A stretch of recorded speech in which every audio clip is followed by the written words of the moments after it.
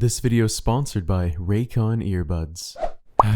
You know, I do hate introing my videos like this, but some things in Zelda lore are rather frustrating to us theorists. Sometimes you think and guess and hypothesize enough about something and later on get to figure out that it's actually canon and you were right the whole time. But sometimes you gotta know when you need to just stop thinking so hard and admit that whatever's bugging you was probably just the result of different people designing different aspects of the different games. However, that being said, sometimes the design choices that Nintendo developers make are so deliberate that they have got to mean something. In this case, the ears of Ganondorf. You heard me. Those giant, fleshy pieces of cartilage hanging off both sides of his head. What's so special about them, you ask? Well, let's take a look at the Ganondorf corpse from the Breath of the Wild 2 trailer. When watching the trailer at first glance, it's easy to miss this peculiar little detail. But if you look closer at his facial region, you'll notice that his ears are rounded. Now, listen to me. In the entire world of Hyrule that Breath of the Wild introduces that we've all been familiar for the past 3 years, everybody that has ears has pointed elf-like ears. There is not a single individual who has rounded ears except for this corpse, except for Ganondorf. So tell me, why in the world would Nintendo choose to design this Ganondorf body with distinctly different ears than any other being in the entire world of Hyrule? Even fellow members of the Gerudo? Well, listen in as I take a look at the weird ears of the Demon King. So let's go back in time to Ocarina of Time. Because seriously, everything always seems to come back to this game, doesn't it? I mean, talk about influential. But the reason we're here right now is because this is, according to the Zelda timeline, the origin of Ganondorf, the King of Thieves. This is back in the day when there was one male Gerudo born every 100 years, and most importantly for this theory, back when the Gerudo had, you guessed it, rounded ears. The reason why I point this out is because, as you may have noticed and as I previously mentioned, that isn't the case anymore. By the time we get around to Breath of the Wild, all of the Gerudo have pointed ears just like Link, Zelda, and every other Hylian out there. So what gives? Well, the book Creating a Champion alludes to the Gerudo's very peculiar change in both eye color and ear shape as being due to centuries and even millennia of interbreeding with Hylian men. And, for those who don't know, that's how the all-female race of Gerudo continues on. Once in a Gerudo's life, they will partner with a Hylian male to create,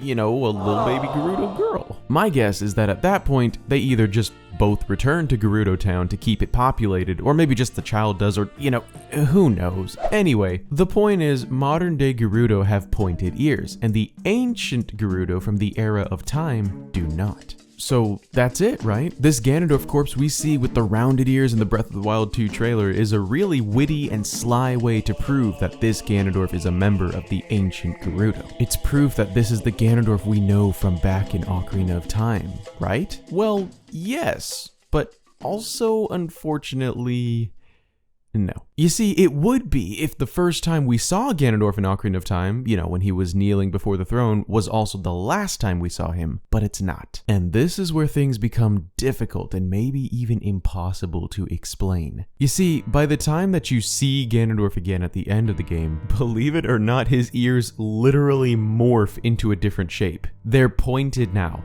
I'm not kidding, just look at him. In the 7-year time lapse Link goes through before seeing him again in the adult era, Ganondorf's hair has grown, he's gotten a bigger jewel crown thing on his forehead, and his ears have literally been remodeled to have an additional vertice added, making them very elf-like. Now, we should note that this strange phenomenon was removed in the 3D remake of the game, and his ears do not change in the adult timeline. But the thing is, that's not the only time we see Ganondorf with pointed ears after this point in Ocarina of Time. In the Wind Waker, we get to see Ganondorf again, and guess what? His ears are like way pointed. In Twilight Princess, which is the next appearance in the child timeline, again, his ears are pointed. And it's not like these are different Ganondorfs, they're all the same dude. Are you beginning to see now why the corpse in the Breath of the Wild 2 trailer having very, very distinctly rounded ears is kind of a problem? But what kind of a theorist would I be if I didn't try to solve said problems? So let's take a look at a few different possible answers, and then you guys can tell me what sounds most like the truth.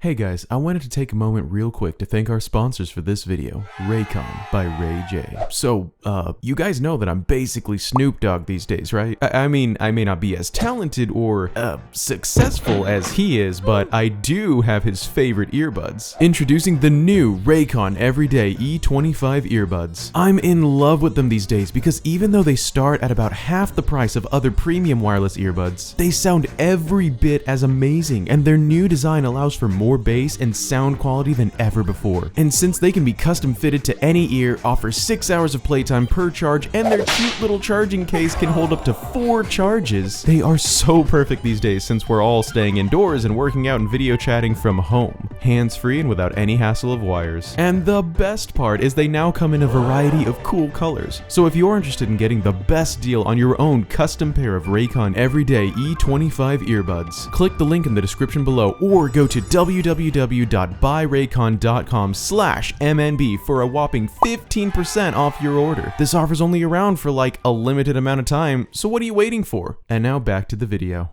The first way to look at this ear conundrum is actually an old theory that stems from the early 2000s when we had first seen Ganondorf with pointed Hylian-like ears, and then was later reinforced by the release of Skyward Sword. And this theory is related to the power or influence of the Triforce, or goddesses. It's a fact that a discernible feature of the Hylian race is supposed to be their pointed ears. This is even reinforced in current lore in the book Creating a Champion, when it states clearly that, quote, Hylians are easily identified by their distinct pointed ears, end quote. But telling us how Hylians can be identified implies that there are other races out there that are humanoid but also do not have pointed ears. This theory insinuates that this is because of the Hylians all being original descendants of Hylia, you know, the goddess, who had initially incarnated as Zelda back in the Skyward Sword days. If this is the secret behind the Hylians' elf ears, then what if Ganondorf's ears became pointed in Ocarina of Time after he received the influence of the Triforce of Power, which is related directly to the power of the goddesses? Perhaps after he was defeated at the end of Wind Waker or Twilight Princess, he lost the power, and that could be why his ears reverted back to being rounded by the time Breath of the Wild came around. This theory does have a couple holes in it though. The first of which is that Hylia's power and the Triforce's power are not necessarily the same, as Hylia is not one of the 3 golden goddesses who created the Triforce. And no, I'm not going to get into the whole 4th goddess / Tetraforce theory right now. The other hole is that this actually would not explain Ganondorf's pointed ears in Twilight Princess. You see, at the end of Ocarina of Time, Link travels back in time to before Ganondorf ever had a chance to use Link's opening of the Door of Time to enter the Sacred Realm. But yet, when Ganondorf is being executed in this child timeline, or rather when the sages try to execute Ganondorf, and it doesn't go very well, he's shown already with pointed ears. Although, it is possible that he had already touched the Triforce and split the pieces sometime between the child ending of Ocarina of Time and the start of Twilight Princess, since the Triforce is inexplicably already separated and within the bodies of Link, Zelda, and Ganondorf prior to the start of the game. If his defeat at the end of this timeline and the other timelines also removed the Triforce from his body, then perhaps this is the ear explanation we were looking for. But that's just one theory. Another way to look at it is that the 3DS remake of Ocarina of Time came out in 2011, right? Which is after Ganondorf's pointed ear appearances, right? It's possible that since they distinctly removed Ganondorf's changing ear models for this remake, they could be retconning his pointed ears as a whole. And yes, Wind Waker HD and Twilight Princess HD both came out in 2013 and 2016, and both feature pointed ear Ganondorfs, but those are both his original models from the original releases in 2003 and 2006.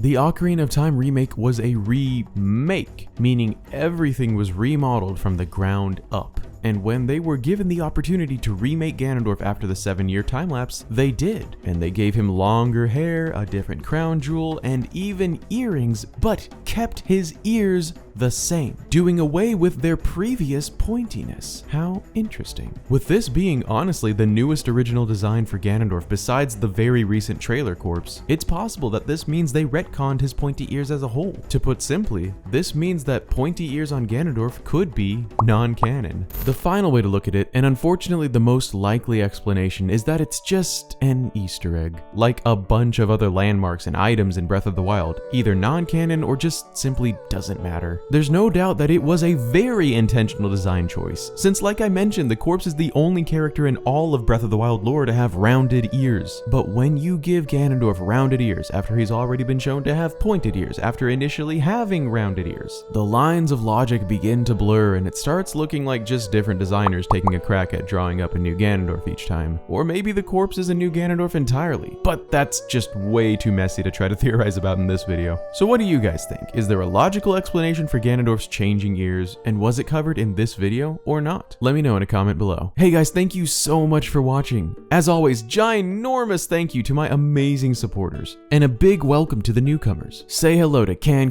Ricola, Ligo, Riff Scars, Vincent Alpaca, and Zach. Enjoy your benefits, guys. Also, I have an apology to make to FL4SHK, who due to my weird glitchy eyes, I omitted somehow from my previous video's credits. But everybody should be listed properly now, as of recording this video, that is. If you're interested in joining my elite fan base and having access to unique emoji and badges, click the join button below this video or the link in the description below to find out how. Also down there are links to my social media pages, so stop on by and say hi. That's all for this one, so I hope you all have a wonderful rest of your day. This is maskednintendobandit signing out. Peace!